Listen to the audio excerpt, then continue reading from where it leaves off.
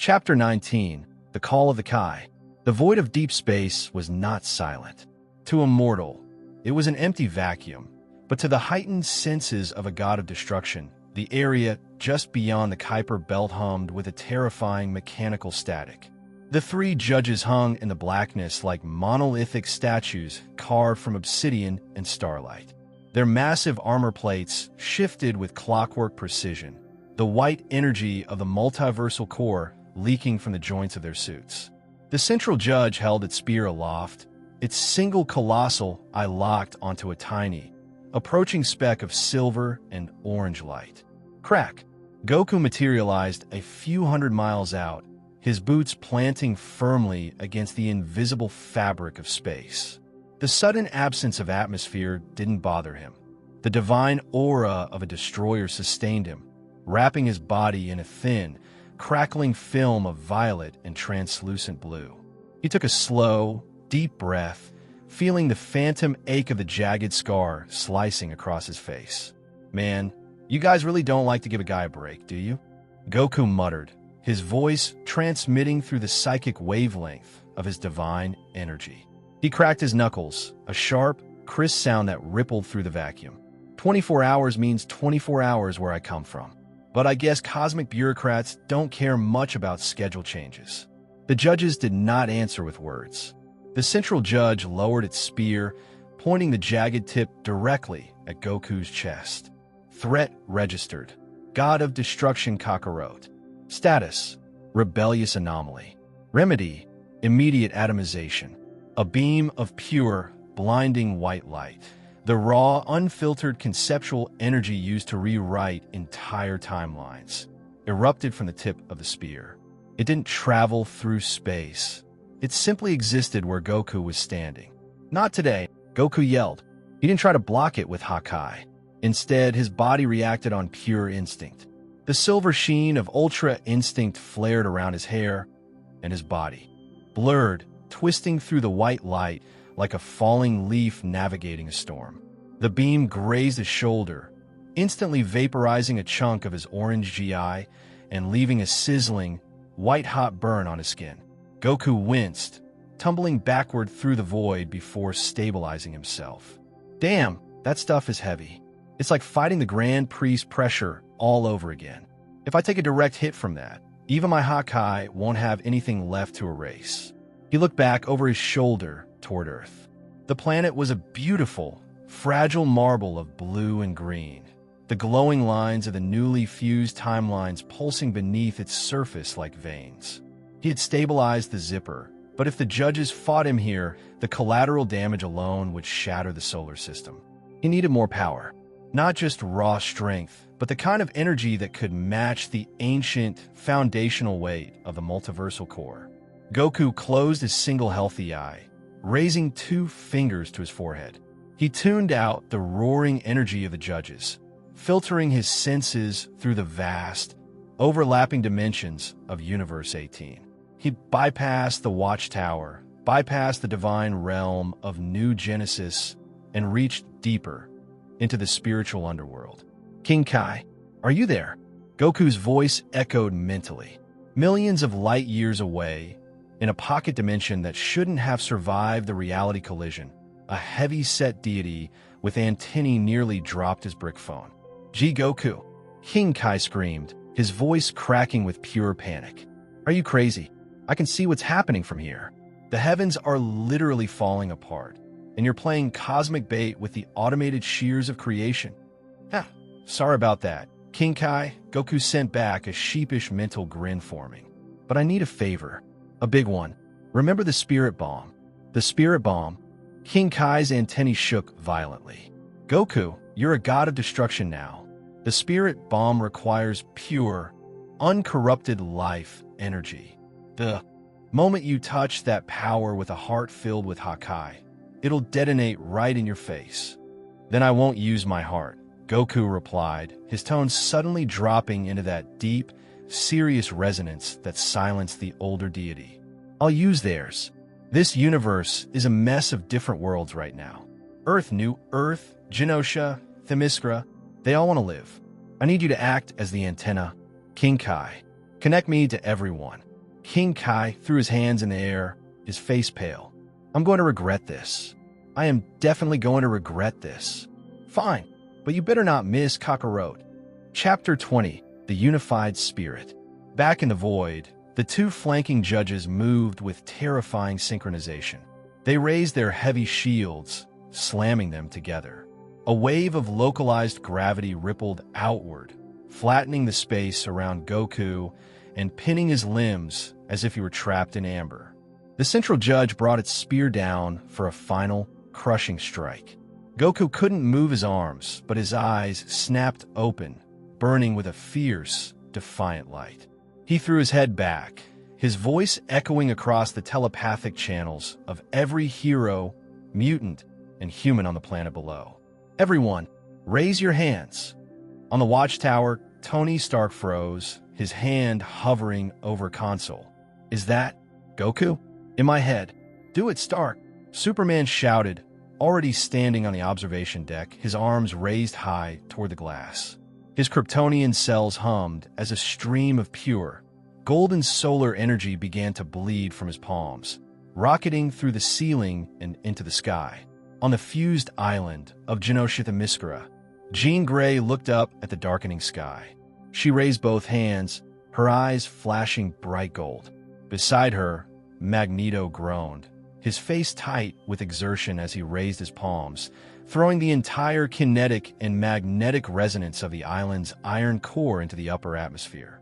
For our children, Magneto hissed. Queen Hippolyta drew her sword, holding it high. For the world that breathes. Across the globe, billions of people, humans who had just survived a paradigm-shifting crisis, mutants who had fought for their right to exist, and Amazons who had sworn to protect the innocent, all felt a sudden, inexplicable warmth in their chests. They raised their hands. A literal sea of light began to lift from the earth. It wasn't just blue or white. It was a kaleidoscopic aurora of gold, crimson, emerald, and violet. The collective soul of a unified, defiant timeline. In deep space, the judges paused. A massive, swirling vortex of multicolored energy was converging directly above Goku. It bypassed the gravity trap, flowing into a singular, colossal sphere of pure existence. The sphere was so massive it cast a vibrant, living shadow over the pale, frozen wall of the judges. Wow, Goku whispered, looking up at the beautiful, roaring sun of life energy. The violet sparks of his Hakai flared wildly around his skin, fighting against the purity of the attack, just as King Kai had warned. The friction was agonizing. The skin on his arms began to crack, bleeding silver light. But Goku didn't back down. He forced his hands upward, his muscles tearing and repairing themselves instantly through the sheer force of his divine will. I know I'm a destroyer now, Goku roared, his voice blending with the dual-toned echo of his godhood. My job is to erase the old things to make room for the new. But these guys, this world, they aren't ready to be erased. They still have a story to tell. He gripped the bottom of the massive, multicolored spirit bomb. The silver scar on his face burned with such intensity that it looked like a streak of lightning across his features. This is the verdict of Universe 18. Goku bellowed, his hair flashing from the silver of Ultra Instinct to a deep, dark violet, a terrifying, unstable fusion of absolute defense and absolute destruction. Universal, Spirit.Bomb, with a heave that shattered the localized gravitational fields of the surrounding planets. Goku hurled the colossal sphere of living light straight into the three judges. The central judge brought its spear down, firing a maximum output beam of the multiversal core's erasure energy. The two forces collided in the dead of space, creating a silent, blinding flash that temporarily turned the night sky of Earth into a brilliant, artificial noon. For a terrifying 5 seconds, the white light of erasure held the line, threatening to dissolve the collective energy of the heroes. Hakai! Goku screamed, throwing his entire body into the back of the spirit bomb. He pushed his own god of destruction energy into the outer shell of the sphere, converting the life energy into a localized, unstoppable battering ram. The white light cracked. The universal spirit bomb detonated, swallowing the three judges in a roaring cataclysm of fused reality. The obsidian armor of the cosmic executioners began to chip, shatter, and finally dissolve into harmless stardust. The pale, freezing wall of the judges at the edge of the system shattered like glass, retreating back into the multiversal void from whence it came. Chapter 21, The New Dawn. When the light finally faded, the silence of deep space returned. The judges were gone. The encroaching erasure had ceased. The solar system was quiet, anchored firmly to the single, beautifully fused reality of Universe 18. Goku hung in the void, completely spent. His GI was mostly torn away, his body covered in smoking burns and cuts. The violet and silver auras were gone, leaving him in his base form. He drifted aimlessly for a moment, a tired but victorious smile on his face, before his eyes rolled back and he began to free fall toward the Earth's atmosphere. Boom! A streak of blue and red broke through the thermosphere. Superman caught the falling Scion deity in midair, cradling him carefully as he slowed his descent, floating down through the clouds. They landed on the balcony of the watchtower, where the entire vanguard of the universe was waiting. Tony Stark's faceplate slid up, a massive sigh of relief escaping his lips. Please tell me somebody recorded that, because no one is going to believe a monkey just threw a disco ball at the cosmic police. Deadpool was wiping an imaginary tear from his mask. It was beautiful.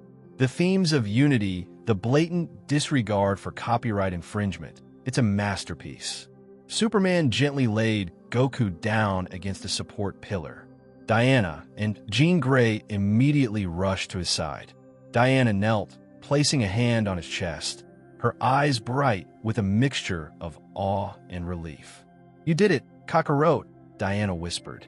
"The sky is clear."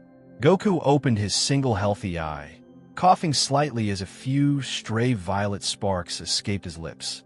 He looked up at the gathered heroes, Avengers, Justice League, mutants, and a silver-haired angel standing in the back with a knowing smile. "Ah, we did it," Goku corrected softly, his voice tired but warm. "Everyone. Their energy was incredible. I couldn't have pushed it through without them." Vadosiel stepped forward, her staff tapping the ground with a soft clink. "The multiversal core has locked the reality index of Sector 2814, because the timelines fused seamlessly under the weight of your attack. The automated shears no longer recognize this universe as a tumor. It is now registered as a permanent, singular garden." She looked down at Goku, a hint of genuine pride in her eyes. "You have performed a miracle, Lord Goku. Though, I suspect Lord Beerus will be furious when he finds out you used a technique of life to secure a domain of destruction." Goku laughed, though he immediately winced, rubbing his scarred jaw. "Huh. Yeah, well, Beerus can come try to fix it himself if he's that mad. Right now, I just want to do what any good god of destruction does after a hard fight." Tony raised an eyebrow. "Which is?" Goku's stomach let out a roar that echoed louder than the watchtower's alarms. He grinned, his single eye flashing with that timeless, unyielding appetite. "Find a place that serves 1,000,000 burgers and sleep for a week." The heroes broke into a chorus of laughter, the heavy shroud of cosmic dread finally lifting from their shoulders. The universe was broken, scarred, and completely rewritten, but it was theirs. And as long as they had a god of destruction who fought for the soil instead of the shears, Universe 18 was going to be just fine. The end. Chapter 22. A Feast for Gods and Fighters. The Grand Pavilion of Themyscira had been transformed into the greatest victory feast the multiverse had ever seen. Tables groaned under the weight of thousands of pounds of roasted meats, exotic fruits, and massive platters of food prepared by the combined efforts of Amazonian cooks and a bewildered Tony Stark, who had personally chartered a fleet of cargo planes to deliver enough calories to sustain a Scion deity. Goku sat at the head of the largest table, practically a blur of motion. Plates were stacking up behind him in towers that defied gravity. MMPH. This is amazing. Goku muffled through a mouthful of roasted boar, his single healthy eyes sparkling with pure joy. The silver and violet scar on his face puckered slightly as he chewed, but the sheer bliss of a full stomach completely overridden any lingering pain. Standing just a few feet away, watching him with a mixture of profound relief and fierce affection, were Diana and Jean Grey. Jean smiled, the faint golden remnants of the phoenix dancing softly in her eyes. Look at him. He literally tore the sky apart a few hours ago, and now he looks like a kid in a candy store. He is a warrior who carries the weight of existence on his shoulders, Jean, Diana said softly. Her blue eyes locked onto Goku's rugged, battle-scarred profile, but his heart remains entirely unburdened. That is his truest power. As if sensing their gaze, Goku stopped chewing, swallowing hard as he turned to face them. He stood up, wiping his mouth with the back of his hand. The playful demeanor softened, replaced by that deep, grounding presence that had anchored the world. Hey, Goku said gently, walking over to them. I didn't get a thank you to properly. On the island, and during the final push, I felt your energy the strongest. You guys kept me locked down when I was about to drift off into the void. Jean stepped forward, her hand resting against his chest, right over his beating heart. You don't ever have to thank us, Goku. We told you. You aren't holding up the heavens alone anymore. Diana stepped up to his other side, her hand gently cupping his jaw, her thumb brushing the edge of the jagged silver scar on his temple. We are bound to this world, Kakarot, and we are bound to you. The air between the three of them grew thick, charged not with the violent static of a broken universe, but with a deep, intoxicating warmth. Jean leaned in first. Her lips met Goku's in a soft, lingering kiss that tasted of ozone and summer heat. A faint, harmless spark of golden phoenix energy rippled between them, harmonizing perfectly with the dormant violet sparks of his Hakai. When she pulled back, her cheeks were flushed, a brilliant smile on her face. Before Goku could even process the warmth in his chest, Diana pulled him closer by the sash of his GI. Her kiss was fierce, regal, and filled with the unyielding passion of an Amazonian goddess. It was a promise, a claim, and a profound expression of gratitude all wrapped into one. Goku, caught completely off guard, wrapped his powerful arms around both of them, a genuine, breathless laugh escaping his lips as they finally broke apart. Wow, Goku breathed, his face actually turning a bit red beneath his battle scars. I thought fighting the judges was intense, but you two are a whole different level. Uhu, call the press. The ship has officially sailed, breached the atmosphere, and conquered the cosmos. Deadpool yelled from across the pavilion, weeping openly into a napkin while Peter Parker desperately tried to pull him away by his collar. The arrival of old friends. Before Wade could ruin the moment entirely, a familiar, high-pitched hum echoed from the edge of the pavilion. A brilliant pillar of pure white light erupted from the stone floor, drawing the immediate attention of the surrounding Avengers and Justice League members. Superman's eyes narrowed, and Batman's hand instinctively drifted to his utility belt. Wait, hold on, Goku called out, his grin returning full force. I know that energy. As the light faded, a group of familiar figures stepped onto the marble deck of Themyscira. Goku. Krillin was the first to break into a run, his face a mask of pure, emotional relief. Behind him walked Master Roshi, Tin, Yamcha, and a very grumpy-looking Vegeta, whose arms were tightly crossed over his chest. Krillin.